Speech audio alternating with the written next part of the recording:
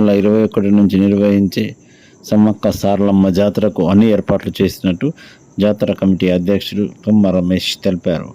ఆదివారం స్థానికంగా ఏర్పాటు చేసిన విలేకరుల సమావేశంలో ఆయన పూర్తి వివరాలు వెల్లడించారు. ఈరోజు మన సమ్మక్క సారలమ్మ దగ్గర పూజలు ప్రారంభం చేయడం జరిగింది.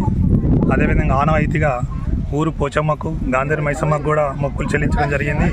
అదేవిధంగా జాతరకు కూడా భక్తులు అధిక సంఖ్యలో రావడం జరుగుతుంది. వారికి ఎలాంటి అసౌకర్యం కలగకుండా కమిటీ తరపున అన్ని ఏర్పాటు చేయడం కూడా జరుగుతుంది. కావున భక్తులు కూడా మాకు సహకరించి అన్ని విధాలుగా ఉండాలని మేము కోరుకుంటున్నాం. మళ్ళీ ఈ రేపు జరిగే బుధవారం రోజు సాయంత్రము 6 గంటలకు సారలమ్మను గద్దెకు తీసుకురావడం జరుగుతుంది. అదేవిధంగా పగిడిద్దరాజు, గోవిందరాజు, జంపన్నను కూడా తీసుకురావడం జరుగుతుంది. ఆ రోజు బుధవారం రోజు ఈ పూజలు నిర్వహించడం జరుగుతుంది. మళ్ళీ 22వ తారీఖు రోజు సమ్మక్కను సాయంత్రము 7 గంటలకు సమ్మక్కను కూడా గద్దె మీదకి తీసుకురావడం జరుగుతుంది. భక్తులంతా అధిక సంఖ్యలో పాల్గొని ఈ యొక్క కార్యక్రమాన్ని విజయవంతం చేయాలని కోరుకుంటున్నాం. అదేవిధంగా శుక్రవారం రోజు గద్దెల మీద అమ్మవార్లు ఉంటారు కాబట్టి భక్తులు అధిక సంఖ్యలో పాల్గొని మొక్కులు చెల్లించుకోవాలని కమిటీ తరఫున కోరుతున్నాం.